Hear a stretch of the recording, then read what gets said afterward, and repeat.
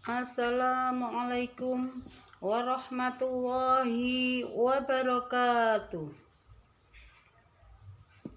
Bismillahirrahmanirrahim.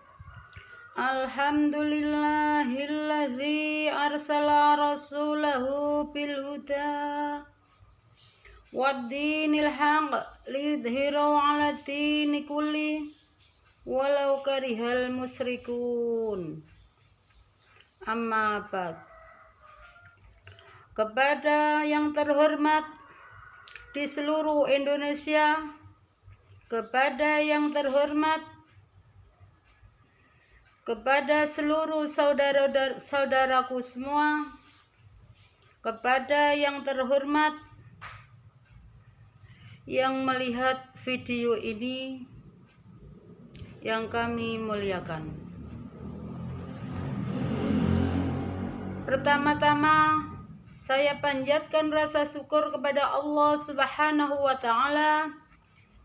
Yang kedua, sholawat serta salam kepada junjungan kita Nabi besar Muhammad Sallallahu Alaihi Wasallam yang telah memperjuangkan agama Islam dan hasilnya dapat kita rasakan sampai sekarang ini. Yang ketiga, saya ucapkan beribu-ribu terima kasih kepada saudara-saudaraku semua yang telah melihat video ini.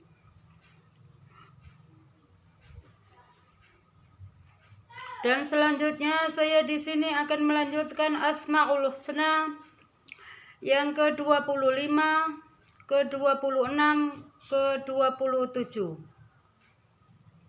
Sebelum saya lanjutkan dan saya ceritakan, marilah kita membaca sapu jagat dulu. Bismillahirrahmanirrahim. Ilahi ya Allah, ya Rahman ya Rahim, bijahil Mustafa Rahman Rahimah. Ilahi ya Allah, ya Rahman ya Rahim, bijahil Mustafa Rahman Rahimah. Ilahi ya Allah, ya Rahman ya Rahim, bijahil Mustafa Rahman Rahimah. Ilahi ya Allah, ya Rahman ya Rahim, bijahil Mustafa Rahman Rahimah. Ilahi ya Allah, ya Rahman ya Rahim, bijahil Mustafa Rahman Rahimah. Ilahi ya Allah, ya Rahman ya Rahim, bijahil Mustafa Rahman Rahimah. Alhamdulillah. Alhamdulillahirabbil alamin. Selanjutnya saya akan membaca mulai dari 25, yaitu ya mu'izzu, al-mu'izzu, zat yang maha memuliakan, yaitu memuliakan hamba-hambanya yang dikehendakinya, sehingga tidak ada seorang pun yang bisa menghalang-halanginya. Dan keutamaannya bisa memiliki kewibawaan yang besar, bisa dipatuhi kehendaknya oleh semua orang. Siapa yang tidak menurut orang-orang yang dimuliakan, disuruh apa saja sebagai teman-temannya itu selalu dimuliakan Allah, pasti gak bisa menolak dengan alasan apapun. Ya kadang sungkan, kadang takut, kadang gimana ya. Kalau orang sudah dimuliakan Allah, sekitarnya itu banyak yang menurut apapun yang dikehendakinya orang itu, karena Allah yang memuliakan. Bisa memiliki kewibawaan yang besar, bisa dipatuhi kehendaknya oleh semua orang. Ya begitulah, kalau orang sudah dimuliakan Allah, siapa saja yang disuruh atau perkataannya itu apa, itu ya sudah tunduk, sudah patuh. Dan barang siapa yang membaca ya mu'izu 100 kali berturut-turut semalam, amalan rutin maksudnya setiap hari setelah sholat fardu, maka baginya mempunyai kewibawaan. Sebelum membaca 100 kali sholat fardu, maka baginya akan mempunyai kewibawaan besar. Apa-apa menjadi kehendaknya akan dituruti semua orang. Itulah orang yang termulia, orang yang dimuliakan Allah. Pada suatu hari ada cerita, Yakub adalah anak yang berbakti, anak muda yang berbakti kepada orang tuanya. Sebagai anak muda kalau berbakti pada orang tuanya, Allah juga menyukainya. Ridho Allah, ridho walidaini. Ridhoi Gusti Allah itu ridhoi wong tua. Ada anak muda yang namanya Yakub, berbakti kepada orang tuanya. Setiap kali disuruh ayahnya, itu dia menurut apa saja, selalu membantu kedua orang tuanya. Dan di rumah ya setiap orang tuanya datang dari mana saja disiapkan minuman dan makanan. Di rumah juga membantu ibunya. Suatu saat Yakub itu anaknya Nabi Ishak. Suatu saat lalu setelah dewasa diangkat oleh Allah sebagai nabi, menjadi nabi dan rasulnya. Karena taatnya kepada Allah, karena taatnya kepada orang tuanya, berbakti kepada orang tuanya. Begitulah kemuliaan Allah. Dan selanjutnya ya mudhilu.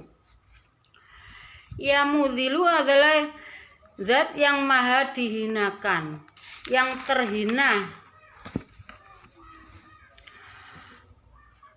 Hambanya yang dihendaki di mana saja. Kalau Allah menghendaki orang itu terhina, tetap terhina dan selalu diremehkan. Itu sudah kehendak Allah. Ya mudhilu, bisa memudahkan dalam menagih utang. Makanya Allah barang siapa, Allah menyarankan barang siapa yang membaca ya mudhilu 400 kali di tengah malam selama 7 hari berturut-turut, amalan rutin setelah sholat hajat, maka jika menagih utang tadi ya seseorang itu akan segera membayarnya. Dan sekaligus meskipun nggak punya di saat itu, dia dengan cepatnya berusaha untuk membayarnya yang menagih dengan membaca ya mudhilu. Dan ya mudhilu itu ya bisa bagaimana caranya agar tidak mudah terhina. Kan ini zat yang menghinakan. Kalau Allah menghendaki ya bisa terhina sekaligus terhina. Maka mohon kepada Allah agar kita ini hidupnya mulia kayak di atas ya mu'izu. Jangan sampai hidupnya kayak zikir mudhilu. Mudhilu itu buat nagih hutang saja, supaya hidupnya tidak terhina. maka ya mudhilu dibuat zikir.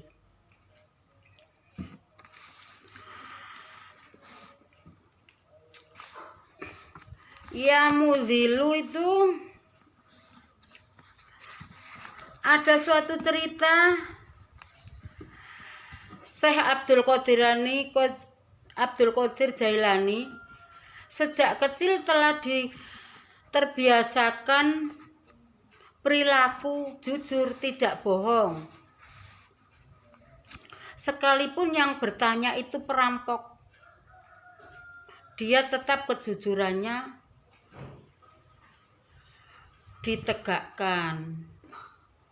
Sebab itu sampai ada perampok itu mendapat hidayah dari Allah karena kejujurannya Syekh Abdul Qadir Jailani, dan perampok itu bisa bertaubat seketika.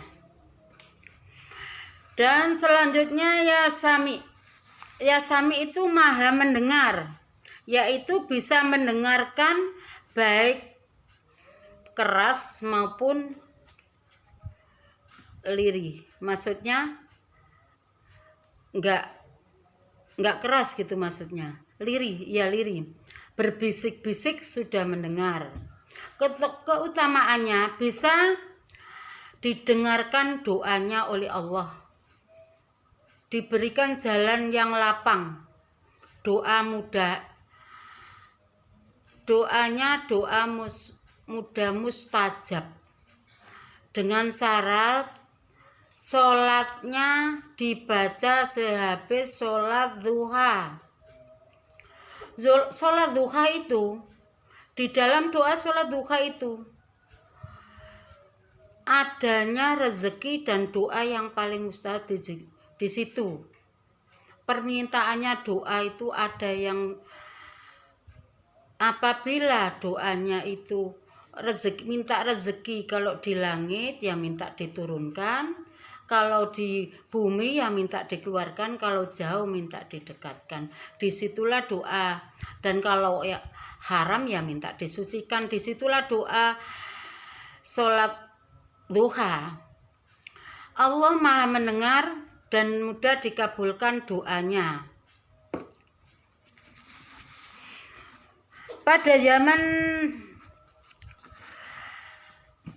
Pada zaman dulu namanya Ahmad Hambali, itu adalah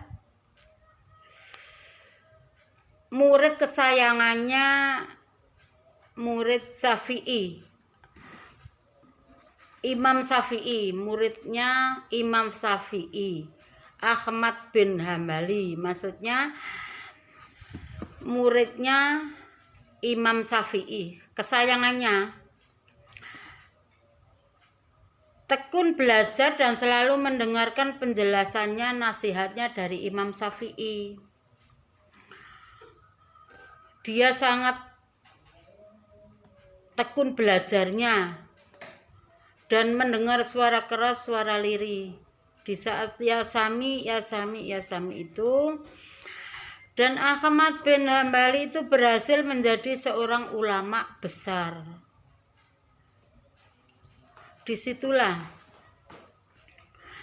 kisah-kisah yang saya ceritakan dari ya mu'izu, ya mudhilu, ya Sami.